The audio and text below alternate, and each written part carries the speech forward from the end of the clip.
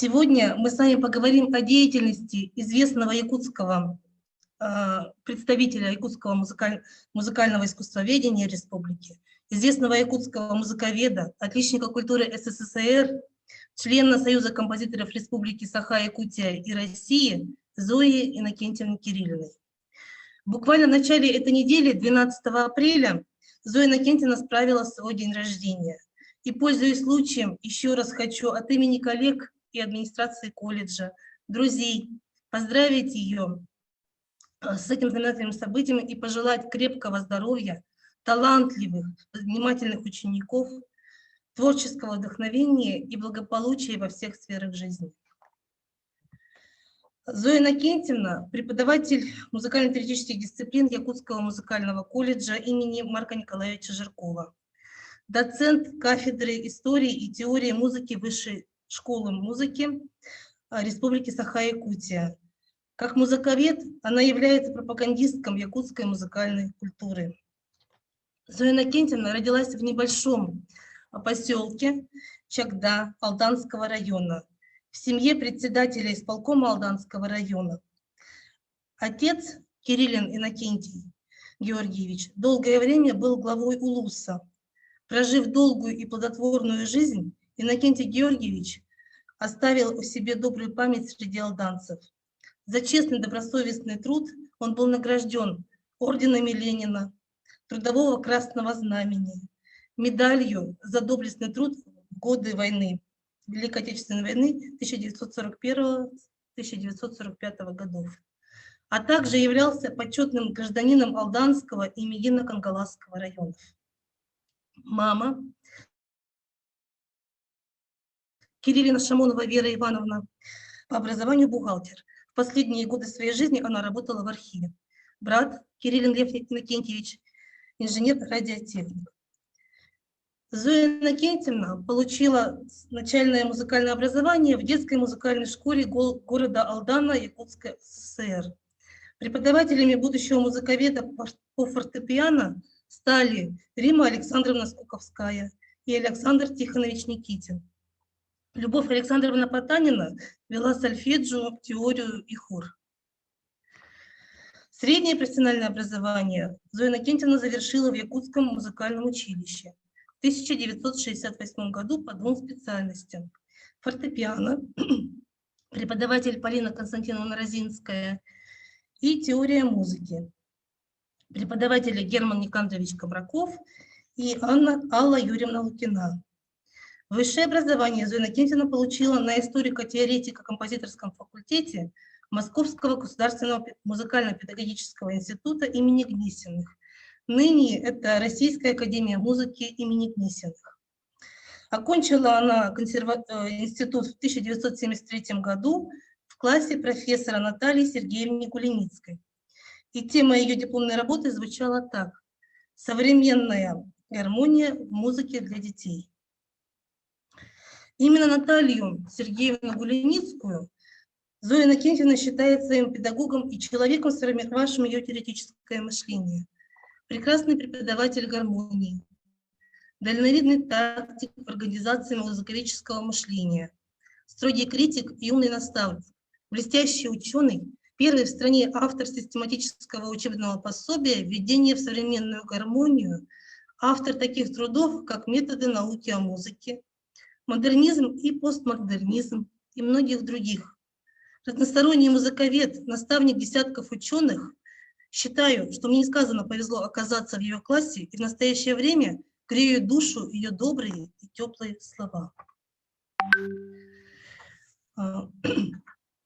Свою трудовую деятельность Зоя Иннокентьевна Кирилловна начала в 1973 году в родном музыкальном училище. С 1973 по 1983 годы она была директором и преподавателем Якутской республиканской детской музыкальной школы. И начиная с 1984 года и по сей день она является ведущим преподавателем музыкально-теоретических дисциплин Якутского музыкального колледжа. И с 2008 года и по настоящее время она также преподает и является доцентом кафедры истории и теории музыки Высшей школы музыки Республики Саха-Якутия имени Босикова. Именно данный вид деятельности в стенах ЕРДМШ позволил Зое Иннокентьевне подготовить ряд абитуриентов для поступления в Якутское музыкальное училище. За период работы в колледже она выпустила более 350 специалистов среднего звена. Из них около 40 стали музыковедами. Кроме того, среди ее студентов наблюдается высокий процент поступления в профильные вузы региона и страны. Выпускники Зои Иннокентьевны обучались в городах Москва, Новосибирск, Ростов-на-Дону, Уфа, а также закончили Высшую школу музыки республики, Арктический государственный институт культуры и искусств и другие учебные заведения. Многие выпускники ее имеют ученые звания. Так, кандидатами искусствоведения стали такие музыковеды, как Чаянда Скребыкина, Анастасия Осинцева, Полина Павлова, Александра Халтанова. Звание кандидата педагогических наук защитила Ольга Шац. Среди известных в республике и за ее пределами молодых музыкантов учениками Зои Иннокентьевны являются выпускник Российской академии музыки имени Гнесиных Владимир Боярский, выпускник Новосибирской консерватории имени Глинки Александр Сироткин, солистка Государственного театра оперы и балета имени Саурона Малона Зинаида Колодезникова, а также семейный дуэт Михаила и Раджаны Погадаевых, окончивших Арктический Государственный институт культуры и искусств. Среди выпускников, достойно продолживших дело своего учителя, можно назвать Полину Павлову, Александру Халтанову, доцента ВШМ республики, Анастасию Осинцеву, преподавателя Ростовского колледжа культуры, Светлану Платонову, заместителя директора по учебной работе и преподавателя Алданского филиала колледжа, а также композитора Саргалана Павлову из города Уфа.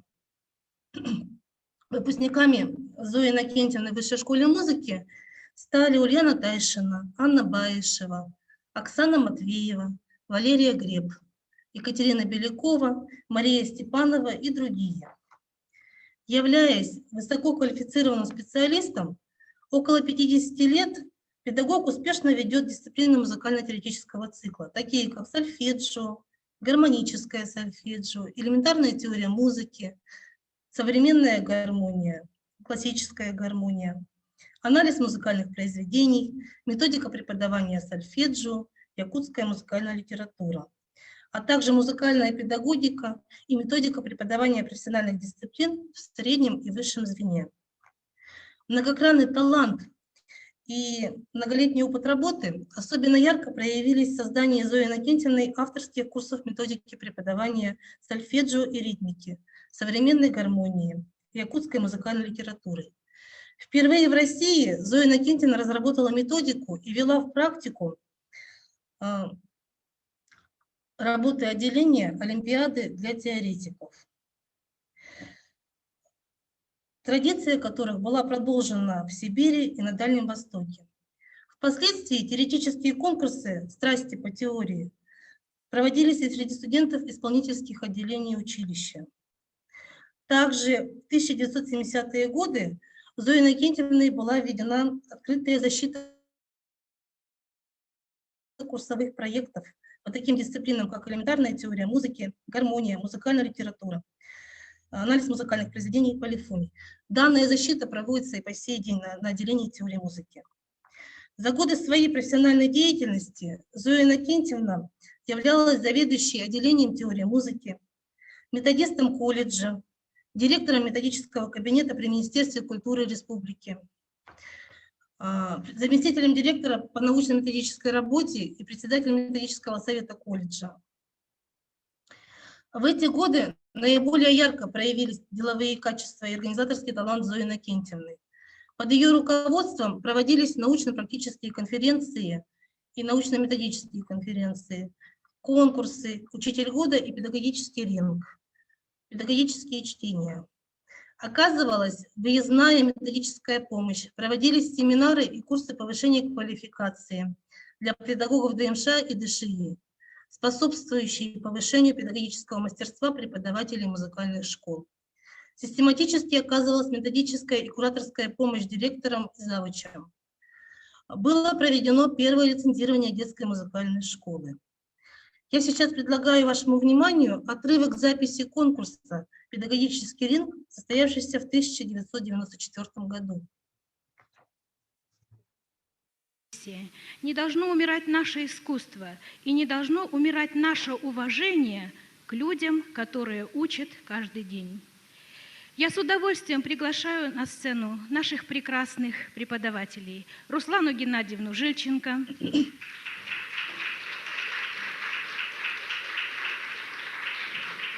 Галину Владимировну Захарову и Бориса Николаевича Козловского. Где он? Где Борис Николаевич? Борис Николаевич задерживается, но мы сейчас его немножко подождем.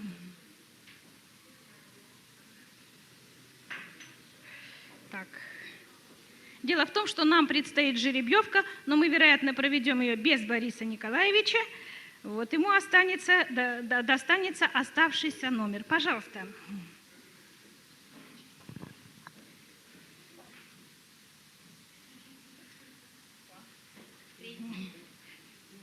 Так. Спасибо. Спасибо. Сейчас я вас познакомлю с условиями нашего соревнования. В начале наши конкурсанты, я прошу вас уютно устроиться вот за этим столиком, он предназначен для вас. В начале наши конкурсанты пройдут ряд испытаний. Первое задание – это задание рассказать о себе. Второе задание – это домашнее задание, я пока его называть не буду. Затем они познакомят нас с педагогической ситуацией. Затем они ответят на вопросы учеников, наших учащихся и на вопросы из зала. И, наконец, у них будет еще одно задание, которое носит название «Вот выдался свободный час». Но прежде чем начать наше соревнование, я хочу познакомить вас с судейской коллегией. Главный судья соревнования Зинаида Григорьевна Павлова. Судейская коллегия. Борис Николаевич, ваше место пустует уже на сцене. Я прошу вас взять ваш номер. К сожалению, жеребьевку мы начали без вас.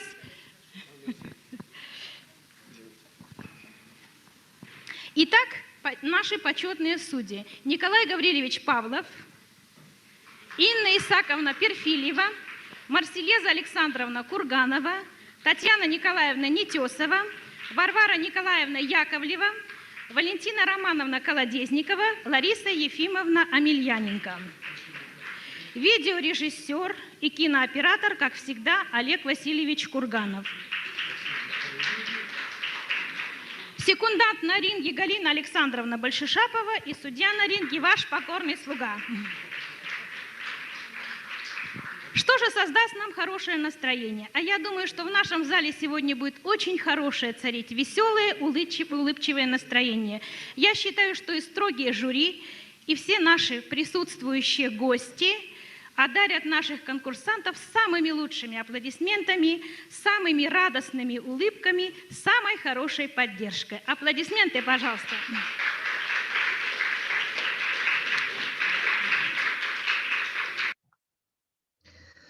Зоя Иннокентьевна систематически дает открытые мероприятия, мастер-классы, выступает с докладами на музыкально-педагогические темы. За последние десятилетия можно назвать следующие методические выступления: планирование работы в ДМШ, новые тенденции в преподавании музыкально-теоретических дисциплин, Аланхо и якутская музыкальная литература, Марк Николаевич Жирков у истоков музыкального образования.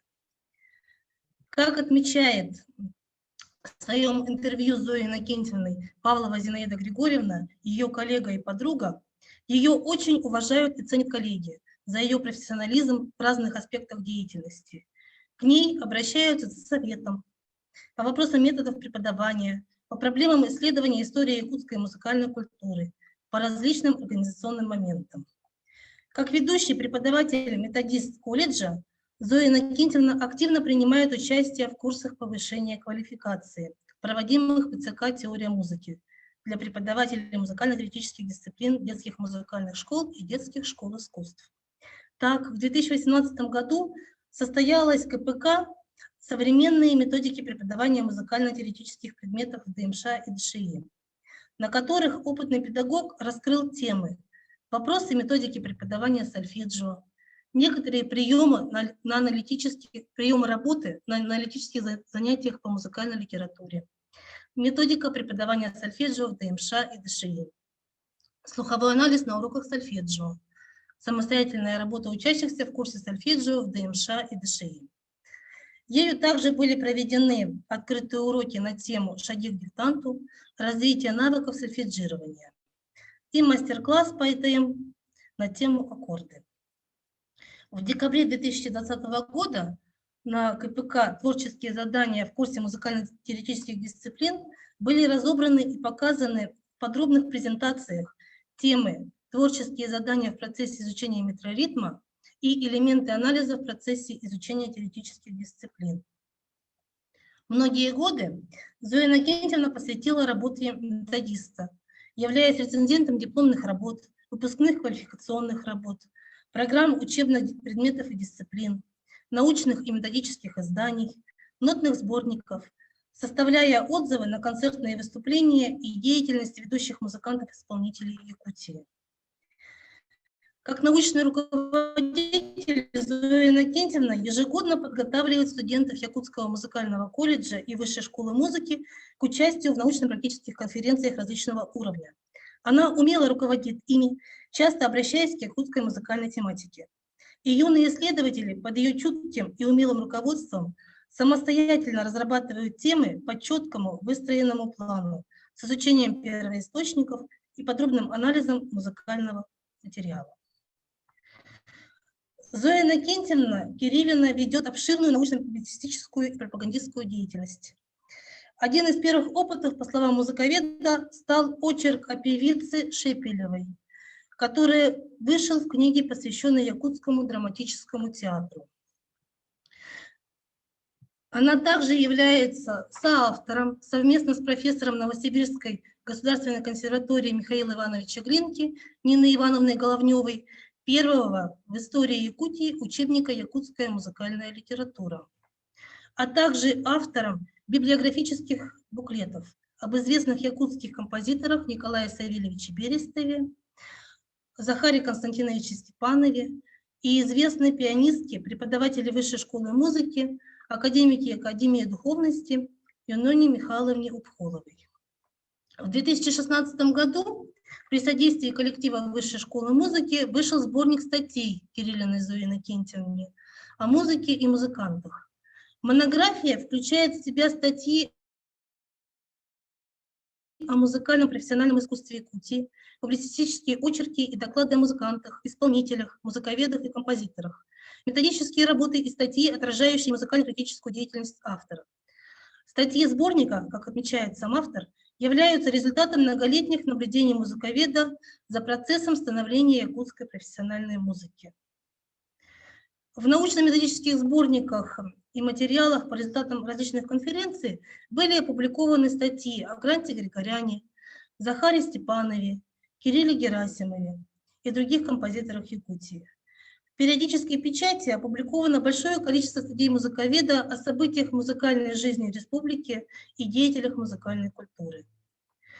Среди значимых работ можно назвать такие работы, как к 25-летию Союза композиторов Республики Саха-Якутия, концертный жанр в творчестве Николая Савельевича Берестова, некоторые особенности гармонического стиля Иоганна Себастьяна Баха, звучание якутской музыки за пределами республики.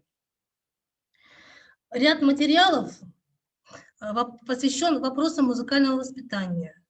Пример можно привести особенности преподавания современной гармонии. Среди опубликованных методических разработок очень ценная работа Зои Иннокентьевны 2010 года. Студенческая научно-практическая конференция как фактор формирования тезауруса учащихся, о самостоятельной работе учащихся и разработка роли фортепиано в формировании темброслуховых представлений учащихся. Одним из последних работ стали очерки о якутской музыке и доклады на конференциях «Мир Севера» Кирилла Герасимова о романтических традициях в якутской музыке, Марк Николаевич Жирков и образование, Генрих Летинский и якутская музыка, якутские композиторы «Дети войны», Комраков, Алексеев, опера «Песнь Манчары» и другие. Статьи и очерки Зои Иннокентьевны опубликованы во многих республиканских периодических изданиях, а также за пределами республики в отечественных научных изданиях. В частности, в Красноярске издана статья «Из истории музыкального искусства Якутии в сборнике «Композиторы в современном мире». Ежегодно Зоя Иннокентьевна выступает со статьями в периодических изданиях, ведет просветительскую работу как лектор. Среди выступлений последних лет можно назвать выступление с докладом «Продолжая традиции мастера о деятельности оркестра Национального театра танца имени Зверева» Кирилла на Всероссийской научно-практической конференции «Проблемы сохранения и развития фольклорного наследия в условиях современного театра». Выступление с докладом на конференции, посвященной столетию со дня рождения Гранта Григоряна, Грант Григорян и Московская консерватория имени Чайковского. А также выступление с докладом «Генрих Летинский и якутская музыка» на 9-й региональной научно-практической конференции Герман Афанасьевич Карипанов «Классик удмуртской музыки» в рамках реализации проекта «Национальное социально-культурное пространство. Традиции и современность». Я предлагаю вам сейчас прослушать отрывок из выступления Зои Иннокентьевны на педагогических чтениях 2014 года, посвященных 65-летию Якутского музыкального колледжа и 35-летию Союза композиторов Республики, с докладом «Педагогическая деятельность якутских композиторов». И композиторов, но и открытием отделения теории музыки. И композиторы, об этом тоже можно судить по таблице, в большинстве своем преподают именно на этом отделении.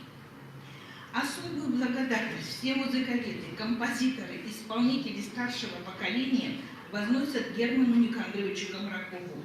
Без его активной, доброжелательной, вселяющей уверенность в свои силы заботы, многие из нас просто не состоялись бы. По количеству учащихся лидирует Николай Савельевич Берестов, подготовивший по разным предметам более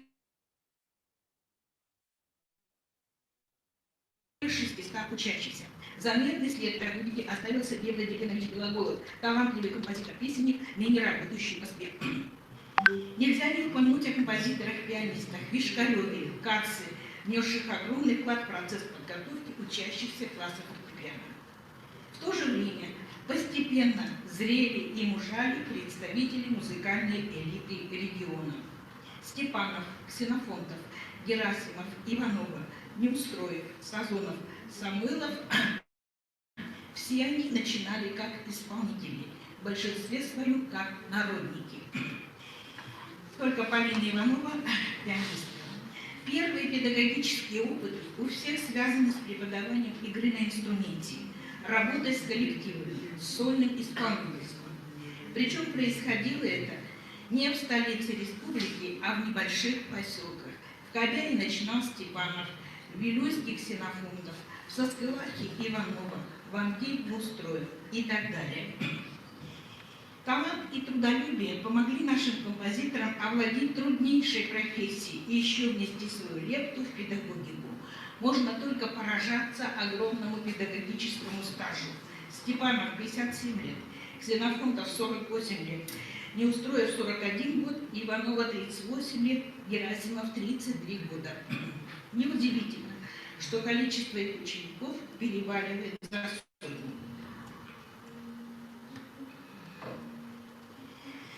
В основном композиторы преподают теоретические дисциплины, особенно связанные с творческой обработкой музыкального материала. Полифонию, гармонию, инструментоведение, основы аранжировки, музыкальную информатику. Но встречаются исключения. Интересно, например, что сам Марк Николаевич Жирков преподавал историю музыки.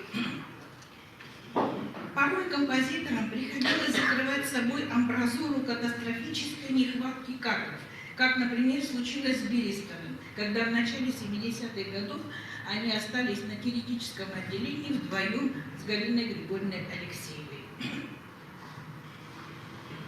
Если сравнивать педагогические подходы композитора, то они, на наш взгляд, все-таки разнятся с устремлениями других музыкантов. Так, преподавание композитора всегда отличается особой игрой воображения, нестандартностью подхода. Вспоминаются искрометные взрывы творчества Германа Комаркова, который на ходу сочинял трехголосный диктант, задачу по гармонии, тему полифонической фуги. Как поток нейронов центростремительно несся клубок идей Николая Савельевича Берестова, причем по любому предмету, по сольфеджио теории, по народному творчеству и анализу произведений.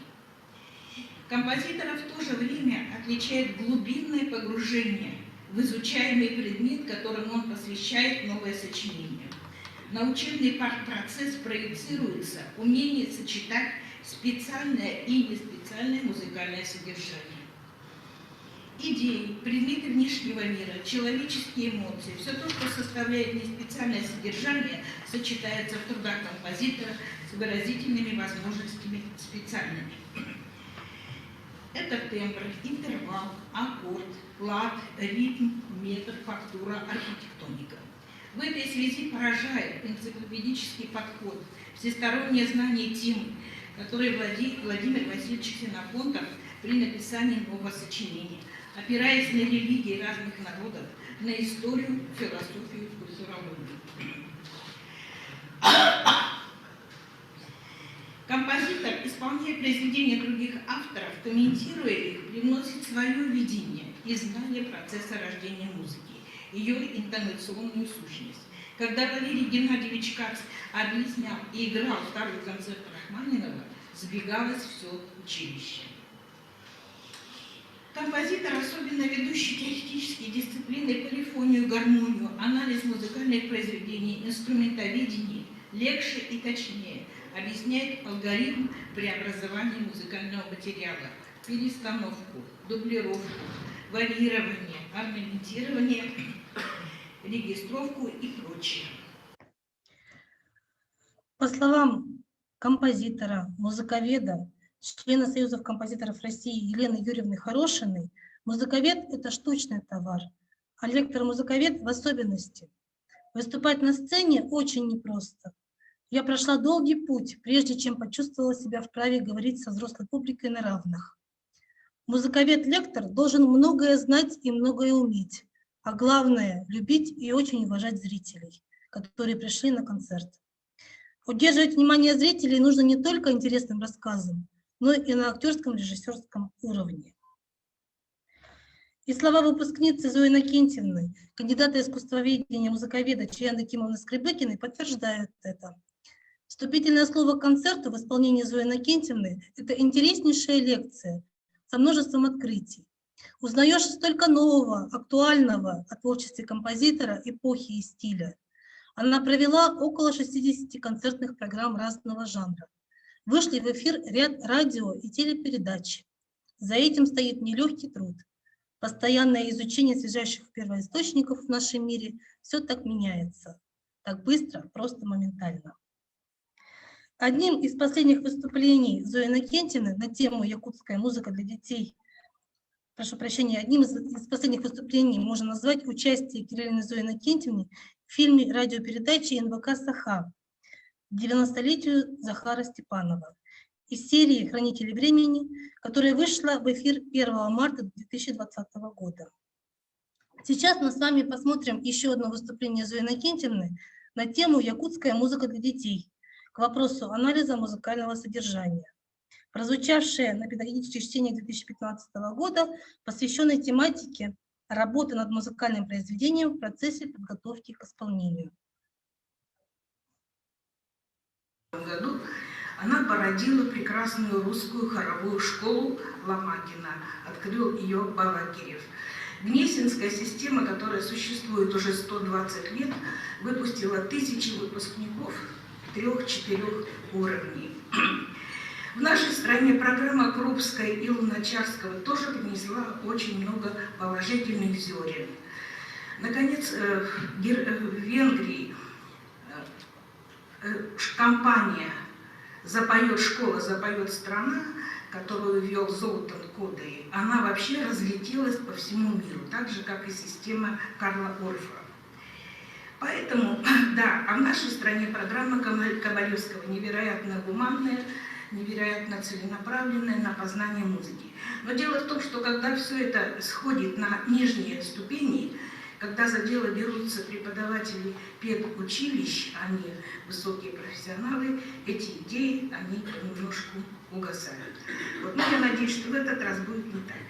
И вот программа «Музыки для всех» ставит для нас новые условия музыкального развития детей.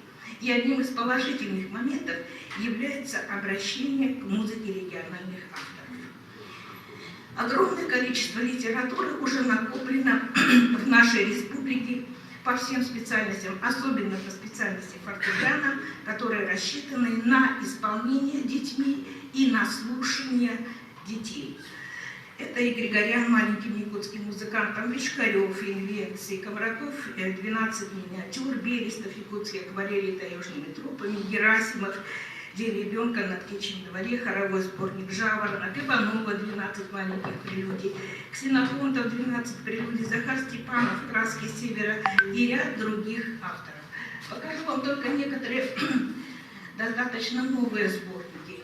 Ну, например, вот сборники Кирилла Афанасьевича Герасимова, недавно вышедший. Очень хороший сборник фортепианные произведения. Здесь даже малоизвестных авторов, таких, например, как Шульгин. Здесь есть произведения Николая Михеева и ряда других композиторов. И все они, вот сборник Берестова, уже достаточно давно как бы вышедший, и все они несут в себе огромный потенциал музыки. Как известно, она существует в двух вариантах при обучении. Это для исполнения и для слушания. Музыка для прослушивания, ее задача научить не только слушать, но и слышать. Поэтому цель моего доклада, главное, это привлечь внимание исполнителей музыки якутских авторов. Задача рассмотреть профессиональных региональных авторов как средство воспитания эмоционального слуха, рассмотреть произведения региональных авторов как средство воспитания музыкально-смыслового слуха и обратить внимание педагогов на формирование кругозора художественного вкуса. Ключевые слова: музыка для детей, музыкальное содержание, герменевтика, семантика, икон, индекс, символ, ролевая игра, интонационный этюд. В последнее время получила очень большое распространение теория музыкального содержания. Особенно благодаря Валентине Николаевне Холоповой, автору книги «Музыка как вид искусства». Многоплановая научно-исследовательская работа и содержание для большинства публикаций Зои Иннокентьевны посвящены исследованию творчества якутских композиторов. С 2011 года она является членом общественной организации «Союз композиторов Республики Саха-Якутии» и оказывает неоценимую помощь в написании вступительных статей к сборникам песен композиторов Захара Степанова, Кирилла Герасимова, Александра Самсонова.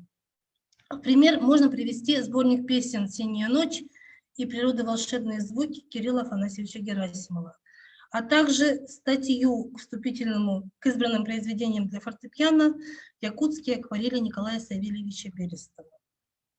Среди последних работ изыскательской и исследовательской деятельности музыковеда можно назвать вступительную статью к сборнику преподавателя Вилюйской детской школы искусств «Воспевая Якутию мою», который является переложением песен Марка Николаевича Жиркова для фортепиано, и к сборнику театральной постановки народов Якутии, презентация которого состоялась 31 марта 2021 года.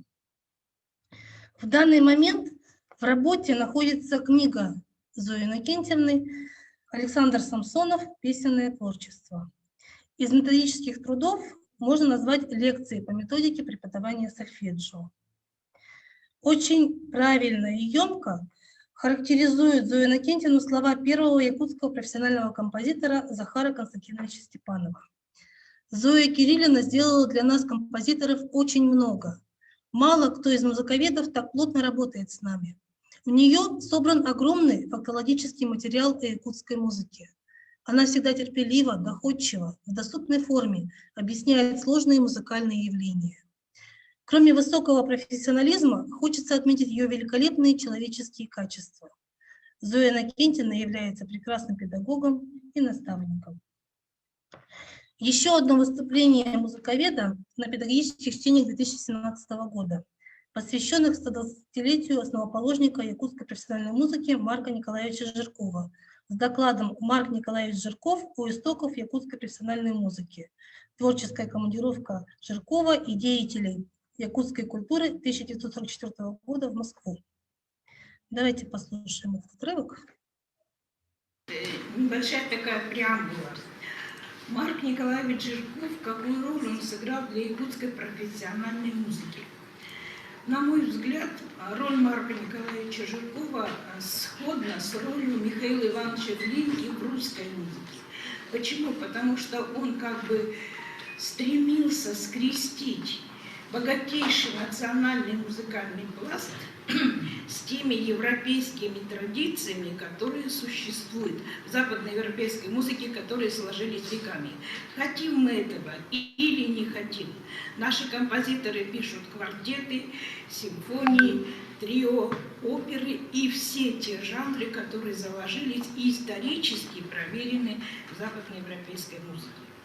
И второе, да, роль Марка Николаевича Жиркова велика и в образовании, и в культурной жизни, в организационном плане. Но самым главным его детищем, самым больным его местом и всегда самым как бы главным объектом заботы был музыкальный театр. Все, что вокруг этого, филармония, учебные заведения, коллективы, все должны были работать на театр. Поэтому я считаю, что вот справедливо сейчас идет мнение о том, что театр оперы и балета, ну, конечно, это должен был быть еще и национальный театр оперы и балета, должен носить имя Марка Николаевича Жиркова. Но это, так сказать, преамбула. Одной из величайших заслуг Марка Николаевича Жиркова по праву считают создание условий для формирования якутской композиторской школы. Каждое событие, связанное с этим направлением, является актуальным. Хотя о возникновении этой школы можно говорить только на нынешнем этапе. Семена ее были заложены в далекие 30-40-е годы. Пройдя ускоренный курс обучения в Московской государственной консерватории в классе Дубовского, кстати, ошибочное мнение, что Марк Николаевич Жирков получил композиторский диплом. Этого, к сожалению, не случилось. Марк Николаевич Жирков прекрасно осознавал, что появление других собственных композиторов в Якутии произойдет в очень отдаленное время, так как даже кандидатов для прохождения обучения в то время в республике не было. В то же время он прекрасно знал об опыте формирования композиторских школ в национальных регионах России с помощью русских советских композиторов. В связи с этим в 1944 году, в тяжелейшее для страны и республики время, когда еще продолжалась Великая Отечественная война, но уже был ясен ее исход, он смог добиться творческой командировки ведущих деятелей культуры республики в Москву. Эта командировка призвана была заинтересовать композиторов Москвы и близлежащих регионов тематическими материалами, образцами народных напевов и танцев, сказками, легендами, поэтическими строками, тематическими образами Аланхо, танцевальными элементами и нацелить их на создание произведений для республики.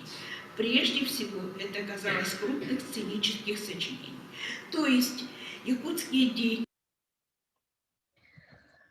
Именно благодаря этому выступлению Зоя Иннокентьевна стала победителем в номинации «Открытие» первого республиканского открытого конкурса исследователей композиторского творчества «Слово о композиторе», посвященного 120-летию Марка Николаевича Жиркова.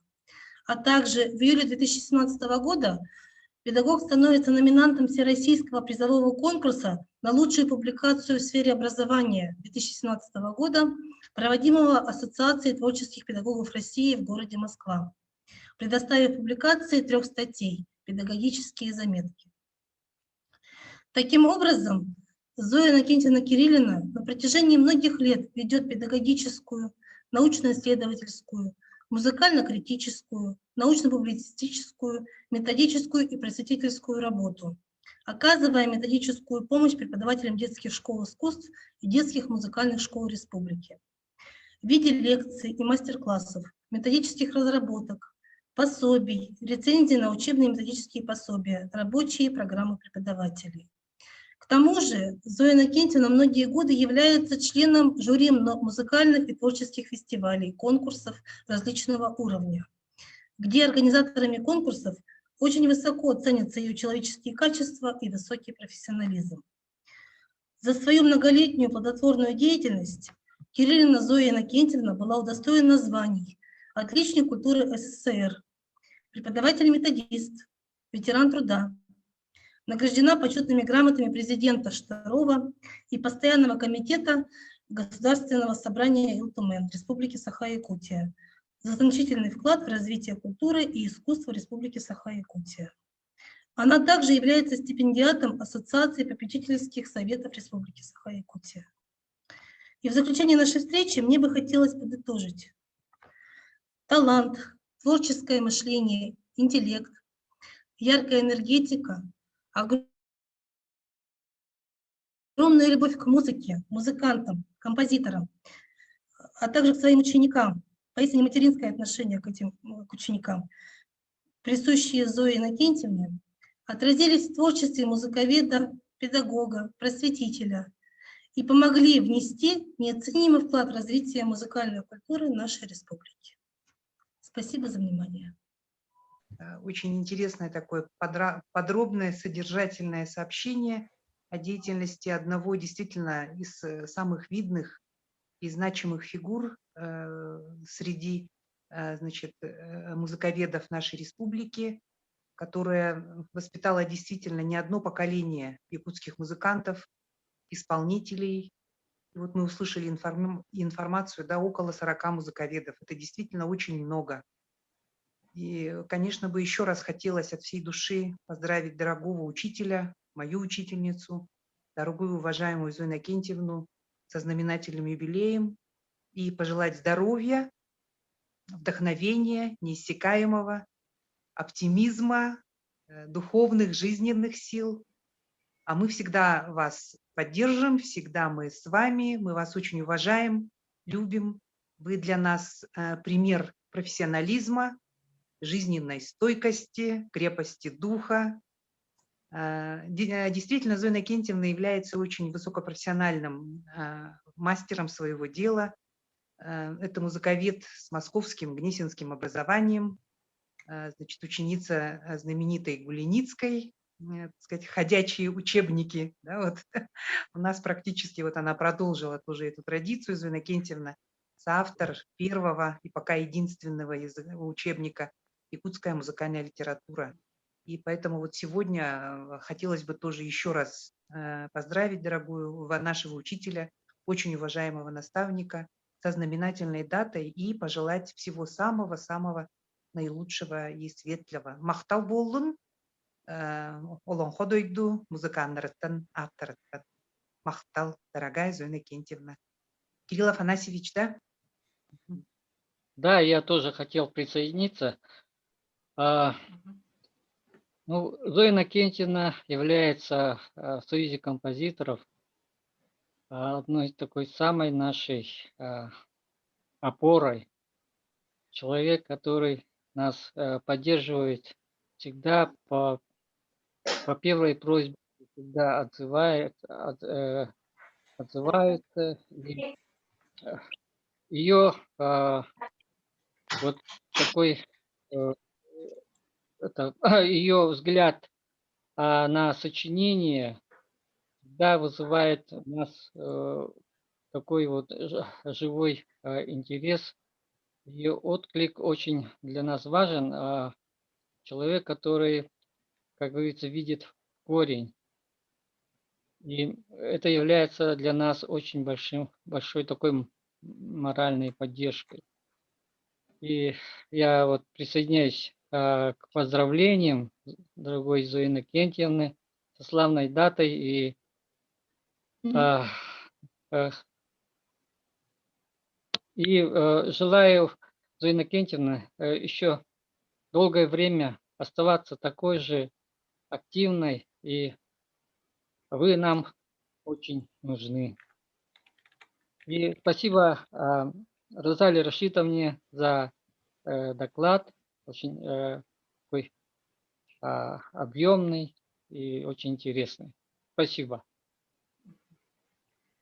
Спасибо, Кирилл Афанасьевич и Эда Акимовна, за теплые слова. Сейчас я предоставляю слово Варваре Валерьевне Баюковой. Варвара Валерьевна. Добрый день, дорогие мои коллеги, мои учителя, мои наставники. Я от имени Музея музыки и фольклора народов Якутии хочу поздравить Зою Иннокентьевну с юбилеем. И как я являюсь выпускницей Якутского музыкального училища, фольклорного отделения, в первую очередь я хотела бы свою благодарность вот Зое Иннокентьевне сказать, чтобы она педагогические чтения, которые меня вдохновили, и как бы именно благодаря Зое Иннокентьевне я написала модель выпускника фольклорного отделения.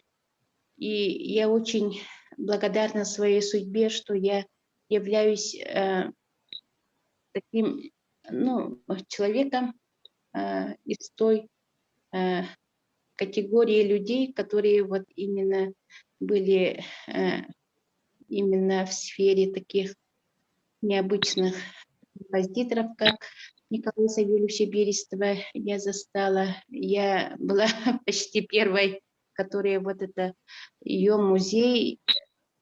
Вот мы делали, и Владимир Васильевич Киснофонтов, мой учитель по гармонии, Борис Николаевич Козловский, который тоже по музыкальной литературе нас вел, и до сих пор я с ним профессионализму, своей педагогической особенностью Зои Иннокентьевны я почти впервые написала в стенах своего музыкального училища первую статью и выступила в педагогических чтениях. И я сейчас очень благодарна своим учителям, наставникам Зое Иннокентьевне, Зинаиде Григорьевне, Владимиру Никулину и другим.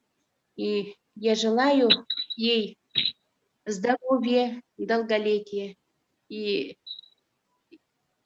благодарю организатора Розу Рашидовну Давлетову за очень интересный именно Zoom конференцию, за то, что мы знали и окунулись в том времени, когда мы учились в стенах нашего Якутского музыкального училища. Всем спасибо, здоровья вам. Спасибо, Варвара Валерьевна. У нас есть, оказывается, участник из Монголии, Алима. Она пишет: желаю успеха всем ученым, участвующим в этой конференции. Я из Академии наук Монголии. Рада слышать хорошее выступление. Я думаю, что вы подключитесь, да? Ага, можете подключить микрофон. Всем дорогим моим коллегам, да, я заведующая отделом сектора фольклора Института языка и литературы Академии наук Монголии. Сейчас по приглашению моей подруги Варвары Баюкова, да? Ой, извините, очень рада слышать вас, ваше выступление, очень рада, что очень связано, очень полезно для моей работы, поэтому всем подругам, друзьям желаю успехов в этой конференции. Очень интересно. Спасибо, что вы меня пригласили. Спасибо. Национальная библиотека очень хороший проект проводит, который именно представляет деятелей культуры, науки. Это же очень интересно, потому что, ну, например, Зоя Иннокентьевна, она очень скромный человек. У нее столько вот багаж знаний и так далее, сколько у нее вот за плечами, за спиной, столько много научных монографий. Она могла бы уже быть доктором наук, если бы была не скромная, можно сказать, в наше время, да. И благодаря ее музыкальной культуре Якутии, вот «Серая книга» и с Головневой, Ниной Ивановной, которые выпущены, вот монографии, это они являются самыми основными, которые вот это вводят нас в мир музыки. Не только самодеятельности и профессиональной музыки. Я хочу, чтобы у Зои Иннокентьевны была прямая дорога, были самые верные ученики и друзья, чтобы дальше работать и как бы дополнять вот эту историю, потому что без них мы никак. Спасибо. Добрый день, уважаемые коллеги. Очень приятно присутствовать, видеть вас всех сегодня на этой конференции. Я хотела бы сказать несколько слов от имени детской школы искусств номер 2 города Якутска. Это Якутская республиканская детская музыкальная школа, в которой Зоя Иннокентьевна работала долгие годы педагогом и директором школы. И мы хотели бы выразить, во-первых, поздравить, конечно, с таким знаменательным событием, с юбилейным днем рождения, и пожелать крепкого здоровья и долгих лет жизни, творческого горения, чтобы все задуманное воплотилось в жизнь. Нам бесконечно приятно, что Зоя Иннокентьевна в какой-то период ее жизни работала у нас и сделала очень много, внесла очень большой вклад в развитие нашей школы. Конечно, ваша жизнь является для нас примером для подражания, и мы благодарны вам, что вы, несмотря на огромную занятость, всегда уделяете нам время, помогаете, и в методических вопросах всегда откликаетесь. Очень вас ценим, любим, уважаем, желаем всего самого наилучшего. И, конечно, огромное спасибо Розалии Рашидовне, что сегодня осветили творческий путь нашего методиста, нашего одного из выдающихся методистов нашей республики, музыковедов, Акути Зои Иннокентьевны Киевны. Спасибо большое.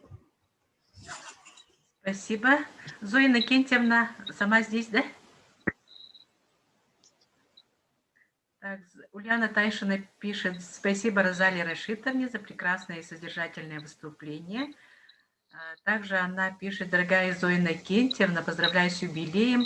Мы, выпускники, очень гордимся, что учились у вас и стараемся передать своим ученикам те знания, которые получили у вас. Оставайтесь всегда такой же активной, жизнерадостной и творческой натурой.